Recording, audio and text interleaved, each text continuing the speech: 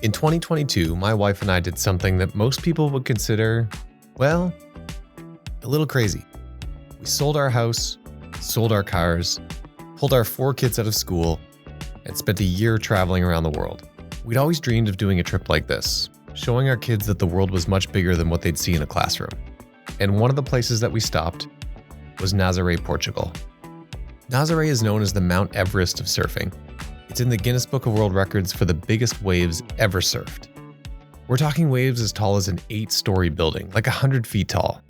When you see footage of someone dropping down the face of one of those waves, it looks like madness or magic. Like you'd have to be born with something the rest of us just don't have. But when we visited the beach and talked to some of the surfers, we learned something that reframed how we saw them. They're not just hurling themselves at these waves and hoping for the best. They work with coaches. They study the mechanics of how the swells form. They practice for years on smaller waves before they ever attempt a monster like these ones. It wasn't magic. It was a discipline. And that's exactly how I want you to think about storytelling. For a lot of people, crafting a killer narrative feels as impossible as surfing a 100-foot wave. But just like those surfers at Nazaré, the best storytellers aren't born, they're made. They study the craft, they practice, they build up to it. And that's what this episode is all about. We're going to break down storytelling, what it is, why it matters, and how you can get better at it. To help us do that, we've got some incredible guests: Kellogg's award-winning sales professor Craig Wortmann, Speaker Lab's Eric Silverberg and Eli Gladstone, and Miri Rodriguez from Empressa.ai. Let's get into it. I'm Eric Janssen, an entrepreneur turned sales professor, and I have a simple mission: to change the way people think about sales. Because sales is a life skill. And this is Sales Reframed, a podcast brought to you in partnership with IB Executive Education. Between 2009 and 2021, over $4 billion were pledged on the world's most popular crowdfunding site, Kickstarter. But less than 40% of campaigns actually hit their fundraising goal. So what is it that separates the winners from the rest? Researchers studied over 80,000 campaigns and found that the biggest predictor of success wasn't the product or the funding goal, it was the narrative. In sales, we often get caught up making an argument for the thing we're selling: facts and figures and features and benefits. But the best pitches wrap the facts inside a narrative that makes people care enough to listen. And this isn't just limited to crowdfunding campaigns. The same holds true for almost every kind of sale: fundraising for political campaigns, soliciting charitable donations, pitching your startup, you name it. In fact, a number of public health studies have found that stories are much more effective than data when it comes to patients retaining information, and greatly reduce a patient's tendency to counter-argue against a treatment option. Stories aren't just decoration, they're the delivery mechanism for persuasion. Craig Wortmann has spent his entire career studying exactly this. He's a clinical professor of marketing and the executive director of the Kellogg Sales Institute at Northwestern University. Craig is also an entrepreneur, a CEO, and an author. He's the founder of Sales Engine, a professional development and consulting firm, and his 2006 book, What's Your Story?, is a must-read for every aspiring storyteller.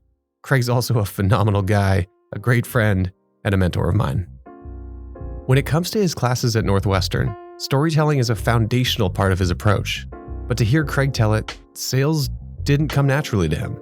When I was 17 years old, I walked up to the prettiest girl in my high school and I asked her on a date, and she said yes, and we're still together. I was 17, she was 16 years old, and I'm not a born salesperson. I have always felt that I've got to put myself out there and take some risks, but I'm really clear with people, I'm not a born salesperson. I had to learn it, and IBM taught it to me. And it took me a couple of years to really understand it. I kind of sucked my first couple of years at IBM. And it took me a while to understand it. So I'm not a born salesperson at all. It's a acquired set of skills and disciplines. But man, it has affected every part of my life. I'm a really good networker because I just love people and I love talking to people. And that's a sales skill, right? And a discipline. That's changed my life. My network's changed my life multiple times. It got me here, it got me teaching. It's built my business. It's been a blast. I was running my first tragic company, my little disaster of my own making. And we were in the story business. So we were mixing up stories and creating stories that we tried to make really sticky for corporations that had dispersed audiences all over the world. And so we'd tell a story to try to illustrate something they were trying to teach those people, product development or negotiations or whatever it might be. And so we would create stories around them. And I just got really interested in why these things are so powerful, why these things called stories are so powerful. And so I sat down and, started a learning journey that continues to this day. I wrote a book about it. And ever since, I just can't. I see them everywhere. It's like the Matrix, right? I see them. I see stories everywhere. And I try to do a good job collecting them. So I'm actually a collector. Like some people collect wine or whatever, matchbooks. I collect stories. I literally collect stories. Do you have a story journal or a file? Where do you log these? I do. So I was trying to get better at this. So, they always say writing a book is the beginning of your learning journey, not the end. And that is so true. And I wrote a chapter in my book called The Story Matrix. And the Story Matrix is a tool that I created. It's a spreadsheet. It's no more, complex than that. But it's got rows and columns. And the columns are the types of stories that we as leaders, salespeople, whatever, must tell: success, failure, fun, and legends. And the rows are the situations where you need stories.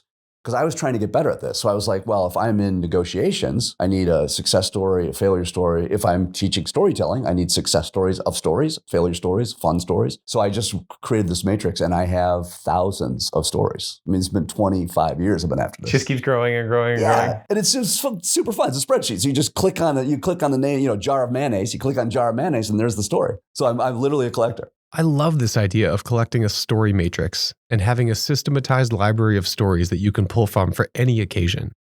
This really reinforces how becoming a great storyteller is a discipline. Anyone can collect these kinds of stories and organize them like this. It's not something that's unique to Craig or anybody else. You just have to put in the work and keep adding stories to the database. And a few years later, you're close to having a story for every possible audience in every possible setting. And there's a great reason why this is so important. When I talk about sales, people come in thinking they're going to talk, like, let's get into cold calling, let's get into pitching, and no doubt we cover all that. I have a hard time getting there without talking about value proposition. What is it actually that you're selling? And customer selection. Who are we trying to talk to? Who are we selling it to? And so you have a quote that I thought was really good. People will not work to understand your message. You need to work to be understood. That is another mentor of mine. This is a woman named Professor Dr. Waverly Deutsch. Wave is a buddy. Wave took me under her wing at Booth. She's an incredible Booth professor, taught entrepreneurship. She is brilliant, hilarious. She's all the things. And for some reason, she took a liking to me and took me under her wing and taught me how to teach. And she would scream that from the rooftops. And I stole that straight from her. That's absolutely right. People will not work to understand. You have to work to be understood. Such a great reframe. God, brilliant. One of the most interesting activities I ever took part in with one of my businesses, we were in an incubator, an accelerator for all these top Canadian tech companies. So we came together and got these amazing mentors and had these awesome workshops. Bill Reichert, who was Guy Kawasaki's business partner at Garage Technology Ventures, ran this value proposition workshop for us. And he made us stand up. We didn't know what was coming, but he'd say, all right, Craig, stand up. What do you do?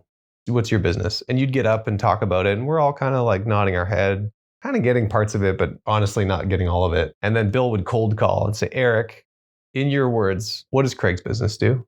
Something about story and there's some sales involved. And like he literally said it 10 seconds ago, Eric, and I saw you listening or at least pretending like you were listening and you can't articulate it back to him.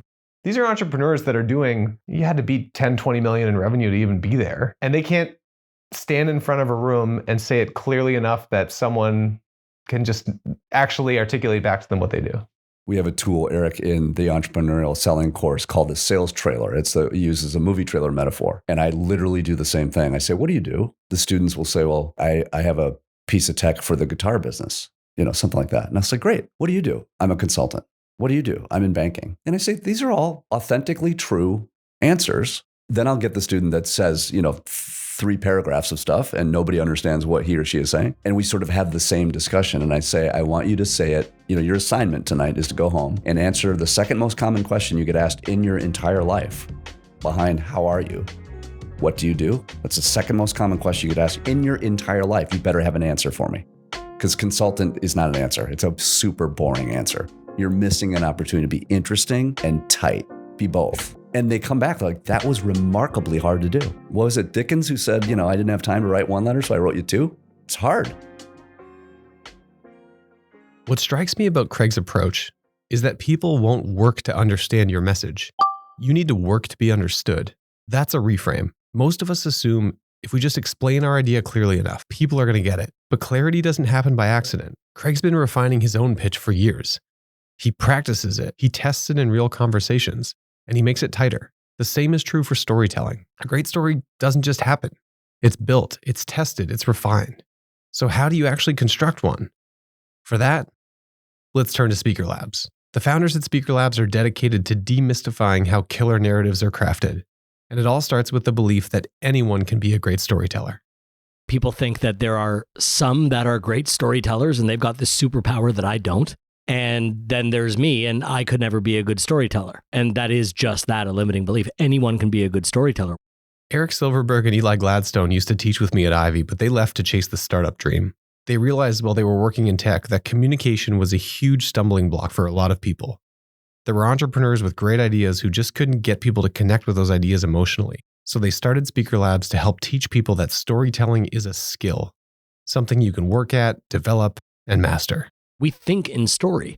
You recall things all the time with a sequence of events, and that's really what a story is. It's a sequence of events, an experience that happened to you.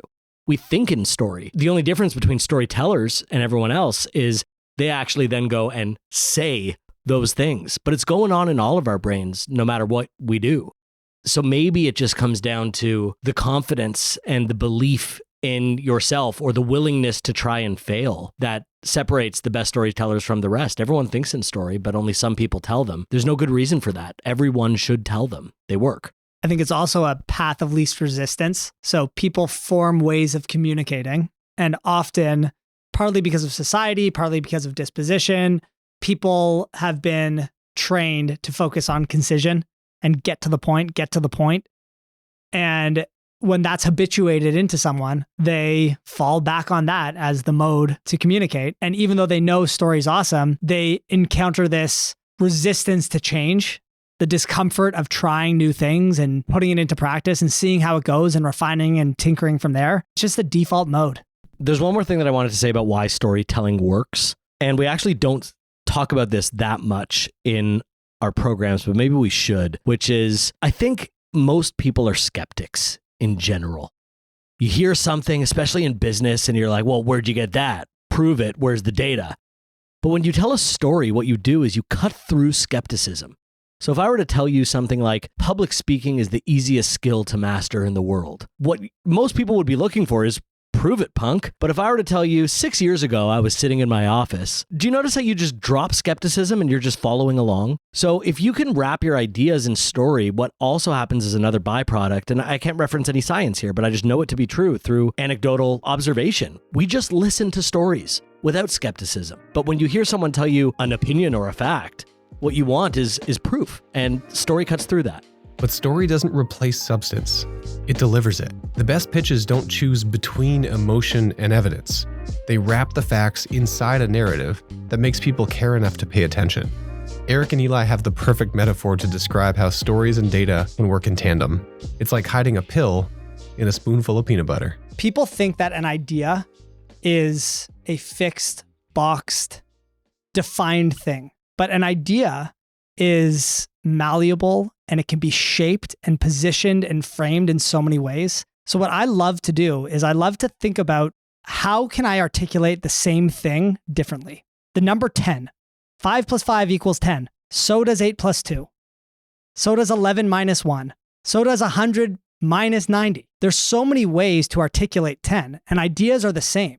And so I think what people are so afraid of when we talk about the pill and the peanut butter is the idea that everybody focuses on the pill, meaning the idea that they want to get across. But if you put a pill in peanut butter, a dog is going to consume it more predictably. Similarly to how if you put any medication inside of a juice box, a kid's going to take it. Or if you put broccoli with melted cheese, they're going to eat it more readily. They're going to be more open to it. All you're doing is taking the core thing and packaging it in different ways. So when we talk about the pill and the peanut butter, what we're really saying is, how can you articulate your idea in 1,000 different ways? It's about creativity that ultimately makes people stand out, makes people unique, allows people to share ideas that an audience may already know, but to express it in a way that an audience may not have already heard. And so for us, we like to tell this story that's a very common experience for any dog owner, which is I had a dog that got sick and I couldn't figure out how to take the medication. And it was frustrating until I figured out the obvious solution, put the pill in peanut butter. And then she becomes a drug addict. She's totally fine. The insight being, put the pill in peanut butter, put any idea in different packaging, and you increase the odds that people are going to take it. Okay, we talked about why does the story work. Did we talk about where people screw it up? Because like conceptually, yes, I get it. We should tell more stories. And then they don't. But say they do, where do people screw it up mostly? There's a couple places where people screw it up. The one that we find to be the most common is ending their story, getting to a punchline or a moral or a lesson or a realization.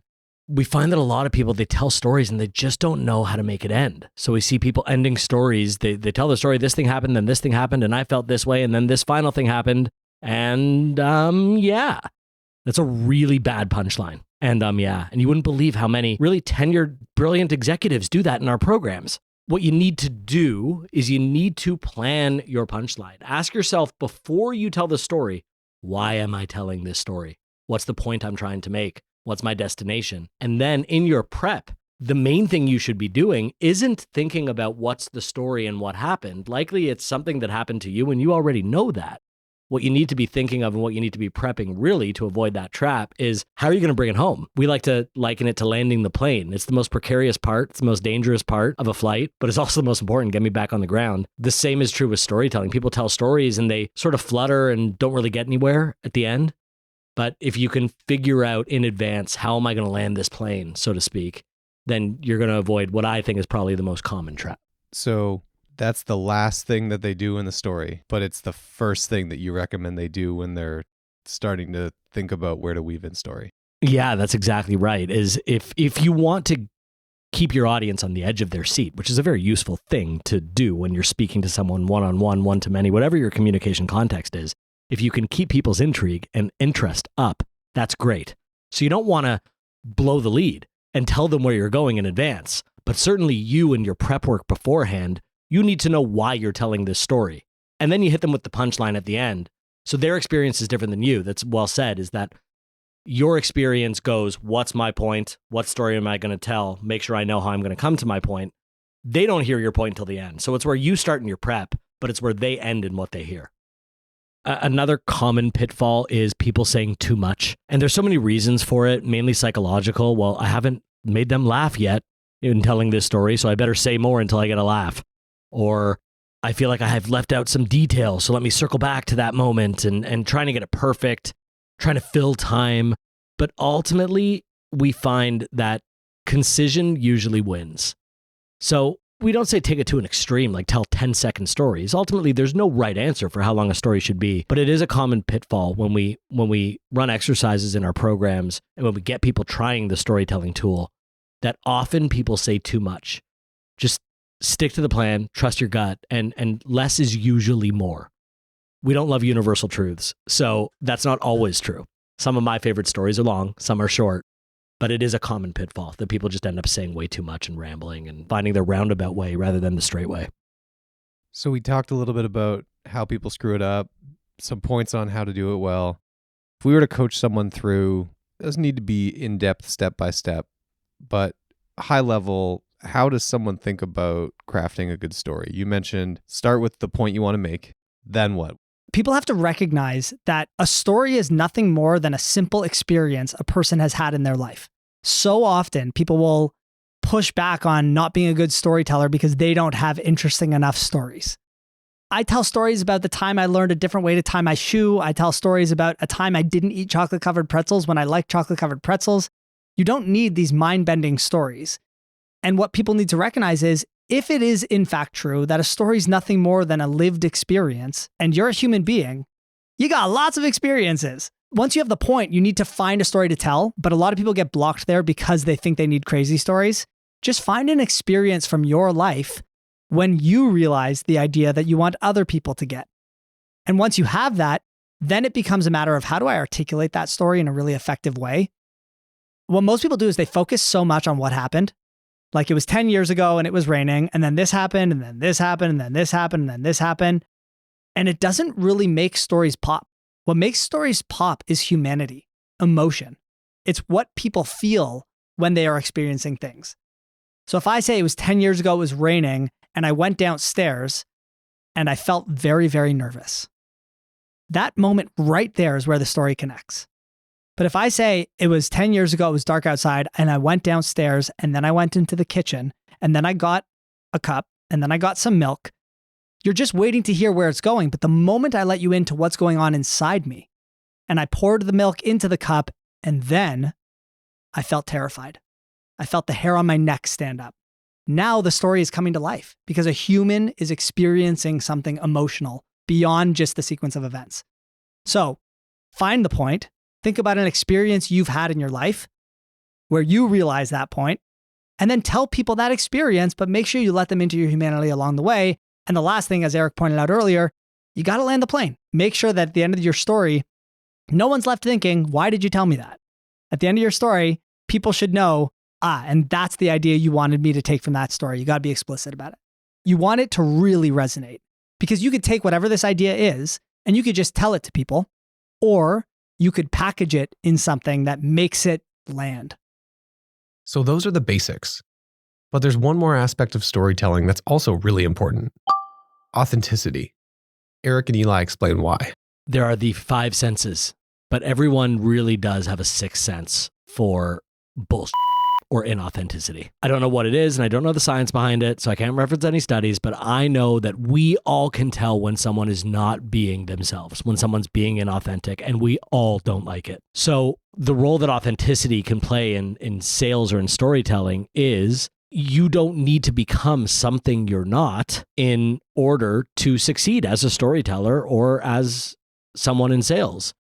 We like to say, and this is a bit of an abstracted view here, but we say that we teach people how to be better public speakers, not just storytellers.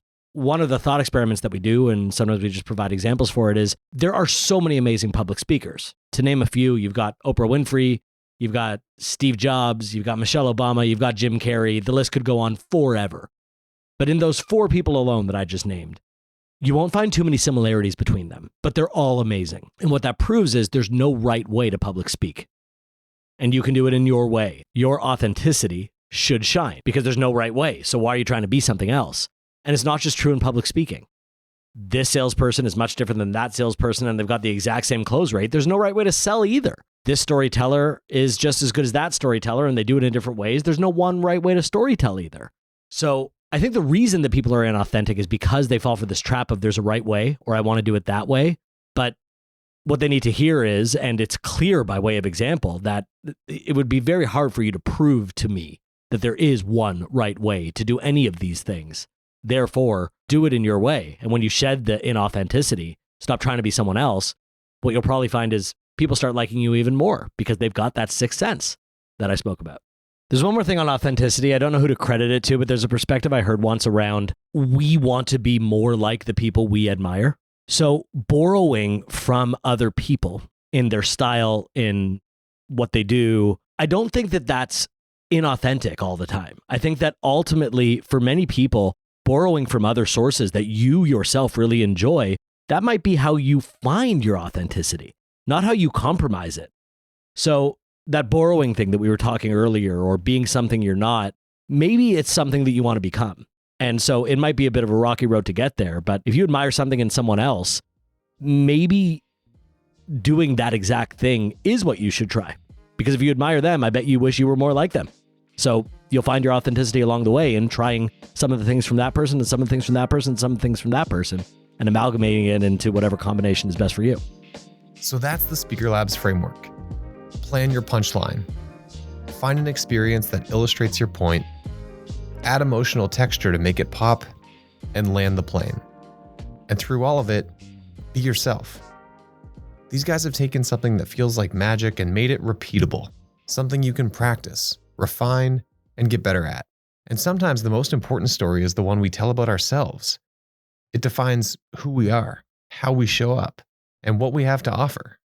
My next guest has made that kind of personal storytelling a central part of her career, both as a way to differentiate herself from others in the field and by teaching others to share their own stories authentically. There's so many stories to tell about yourself, but I will choose to start with my origin story, which is where I come from. My culture, where I was born. I was born in Venezuela to missionary parents, and it was a beautiful childhood. I'm a family of 5, 3 sisters. I'm the middle one. And we traveled the country by car and outside the country, different countries in Latin America, delivering missions. That's Miri Rodriguez. She's the co-founder and CEO of Empressa.ai, a company dedicated to closing the gender parity gap through the use of innovative AI tech. She's also a strategic consultant, a brand consultant, a Microsoft alumni, and an expert storyteller. Not to mention the best-selling author of the award-winning book, Brand Storytelling. Again, the through line that connects all of these incredible lines to her CV is her steadfast belief that a person's own life story is one of the most valuable tools that they have. Eventually, the missions brought us to Miami. They invited us over to Miami, and we started our lives here. I was 13, which is definitely not a fun age to move to another country, learn a new language and all the things, but we made it work. It was very humble means. So starting to work at 16 to make ends meet and to get through high school and through college. We each earned scholarships, full ride scholarships, because our parents couldn't afford to pay for our school. It was a great time because that also instilled in me, hard work. Miri graduated with a degree in communications and started working in tech. She was eventually recruited by Microsoft, where she spent 13 years, helping to define their brand strategy through a focus on storytelling, as well as helming their global internship program. I want to talk about your role as the head of the global internship program. You've been on, I'm going to assume, the receiving end of, I can't even guess, hundreds, thousands, tens of thousands of applications? Tens of thousands, probably. Tens of thousands of applications, Yeah. Hundreds or thousands of interviews, probably. This is originally how we connected, because I'm like, you must be a magnet for all of the good and the bad and the amazing and the horrible, everything in between. From your perspective, then, having seen tens of thousands of these applications, what is it at the top of the funnel when you're doing your first screen? What is it about the good applicants that make them stand out? We look for a personal story. I mean, when we've hired people, and again, so many applications come in and so many well-qualified candidates, it really becomes not just about the academia and the background qualifications, the technical backgrounds or the hard skills. We look for soft skills and we look for the story. And we've seen, incredible stories, incredible ways that students, present themselves and share that story. They get very creative, I'll say. And it's not about the creativity. That's points for creativity, but beyond creativity, it is the essence of how they're putting themselves out there for something that they want. Ultimately, when we make decisions to hire someone, it is about how well they can articulate their mission aligning to our mission, their story aligning to our story. And it's not broad. It's not like, oh, I love what you're doing because you're changing the world. I want to go change the world too. Okay, how? What have you been doing to change the world? Where have we started? It's as simple as I led a group, in my high school, and I made this change of whatever that looks like. It doesn't have to be bombastic. It doesn't have to be this crazy story. It's just the story that tells you that you've already aligned and you're already there and you're ready to take on the next steps. And so I had to make a choice at that point. How do I want to show up for the audience that I'm targeting? And so this is where people thinking about career, thinking about companies, understand the company as an entity, understand the core values and the story of that company, because ultimately hiring managers are looking to see not at the academia level or the background, because there's 10 resumes that probably look like yours in that data point. But what they're looking for is, are you a fit culturally? Are you aligning to our mission? And so if you really stand out when you're telling your story that does align, example would be, I get a lot of this question. At Microsoft, we always ask. I actually used to lead the global intern program, and we ask this every time we ask this question: why Microsoft? At the hiring point when we're interviewed, why Microsoft? And we get a lot of great answers, of course, but the best answers are those that people say, well, I'll give you an example. If it was me, I would answer knowing my story.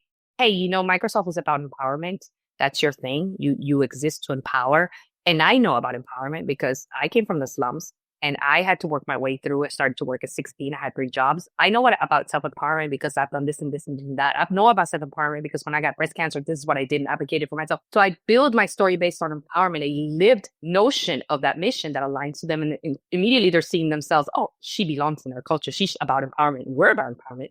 And there's the match. And so that's when you start to really delineate your big story information into clusters of stories designed to enable and inform your audience and land them in the best way, depending on who your audience is. You should have a lot of different stories, all being part of your origin story.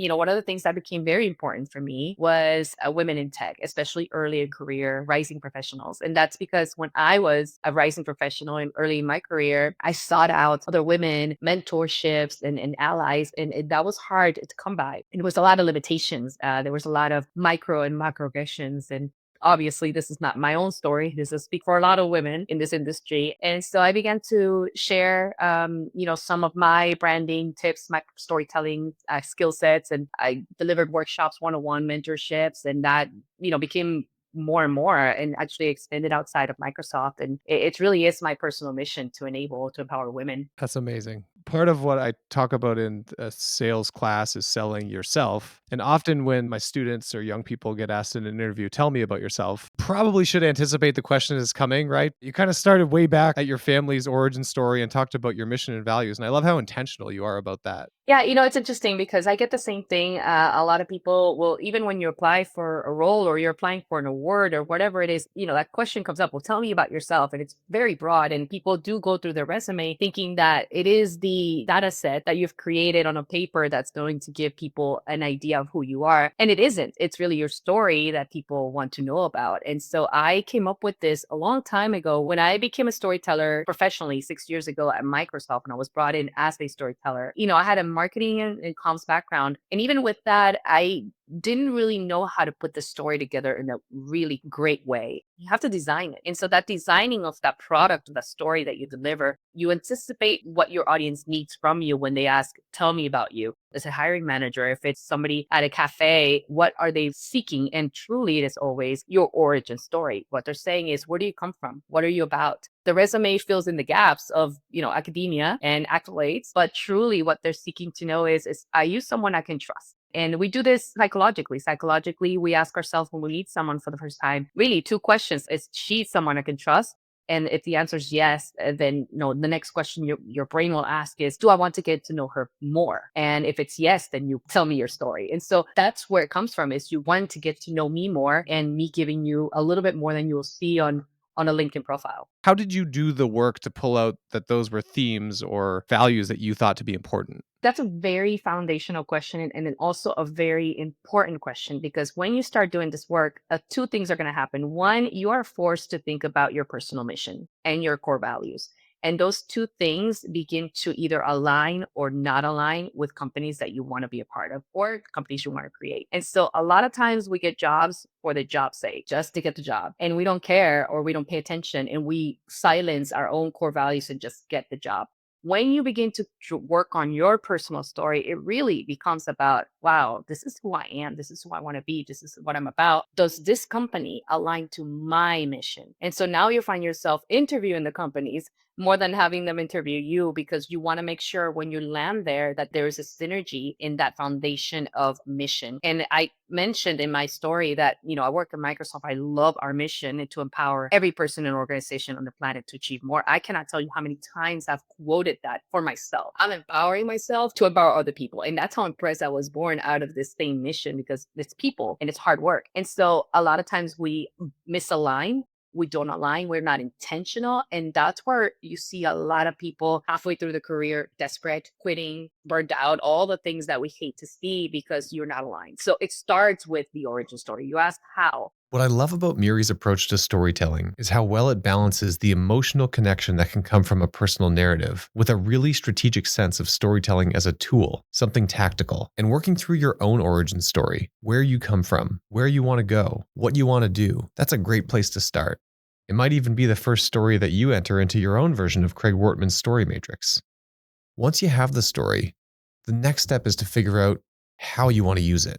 So now you have all this information. Okay, what do you do with that? Who do you want to tell it and how? And what parts of that are you willing to share and why? Now I have, of course, a lot of information in my origin story, and I leverage it in different platforms, in different ways. When I'm speaking to people of different cultural backgrounds or immigrants, I have an immigrant story to share. When I'm speaking to people about, women about breast cancer, I have a breast cancer story to share. We are living an entire multifaceted life, and all of these pieces of our lives come together to bring up and make up who we are. And it's really, you are in power of that story and what you want to say. So what I do next is all of that information informs your next step. Who do you want to impact with that story? And that's you choosing your audience. Everybody has an audience. So that also shapes how you're going to show up. This is great. I'm going to mix two analogies here. One analogy would be a hit singer, really popular band. My daughter is into Taylor Swift, right? She's got song that she sings, and she goes from stage to stage, arena to arena, singing that song. And there are people who love it and there are people who hate it, but this is my song, like it or not. That analogy, maybe not the best one to apply to a job interview, right? It's not like I have my story and I tell the same story to 20 different audiences, like it or not, this is it.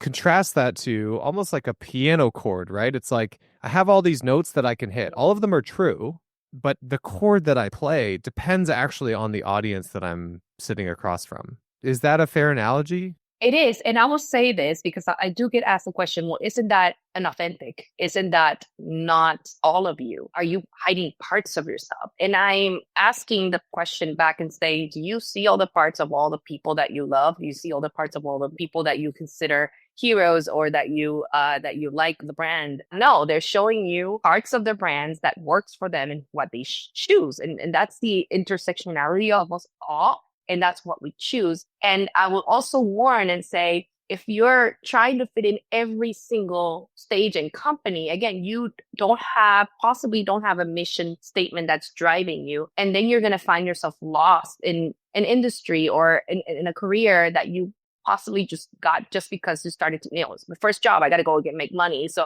and there's that dichotomy, especially at the age of 20 something, where you're trying to make money, sure. And I've been 25 and I was trying to make money, but eventually that mentality wears out quickly and you realize it's not just money. You need something bigger than that to be motivated and wake up every single day, whether that's your own company or working for a company of your dreams or both, which is what I'm doing right now. So it is mission based every single time. We've talked in previous episodes about how the most important pitch you can make is the way you pitch yourself to employers, friends, family, even romantic partners. Having a defined sense of your own story and being able to use that story intentionally as the emotional hook that captures someone's attention and imagination is crucial, not just on a sales call, but in every part of your life. The ability to tell a story about yourself, to articulate your superpowers and your super passions, can open incredible doors. So I hope after listening to this episode, you feel better prepared to start putting in the work, collecting your own stories, and practicing how to tell them with emotion, impact, and authenticity. This time around, our one thing is going to be a little bit different. We've talked about how to construct a great story, how those stories can help you connect to an audience on a deep emotional level, and how a great story can be the peanut butter around a pill that makes it easier to swallow. And after all of that, I think it's fitting that we end this episode with a really, really great story. And for that, I'm going to turn things back over to Craig Wortmann and a story he shared with me about a young entrepreneur named Daniel, who was pitching an idea to Craig and his colleague, Carter Cast. Most people, when they're pitching their businesses, they rely on facts. We should do the exact opposite. Not divorced from facts, but tell stories. 4.5 years ago, we were in our Monday morning meeting at our venture capital firm, and Carter has a lot of talents, this man. One of them is e-commerce. He was the founder and CEO of Walmart.com. Like, the guy is the man. He and I were in a meeting, and one of our limited partners said, just kind of offhand, hey, Carter, there's a cat litter business in California. It's an e-commerce play started by a young guy named Daniel. He's 27 years old. Can you just take a look at it and see if there's a there? And Carter says, sure. The meeting goes on. Meeting ends. I run down the hall, put my hand on my buddy's shoulder. I'm like, hey, man, can I sit in with you on that meal? Like, I know nothing about e-commerce. I'm a sales guy, but I'd love to just hear what you would ask a cat litter business to determine whether that's a fit for our portfolio. He's like, Craig, of course, man, you could sit in. So 3.5 weeks go by, and we're all super busy, including this young entrepreneur. And the meeting gets set up, and it's 6:30 at night in Chicago.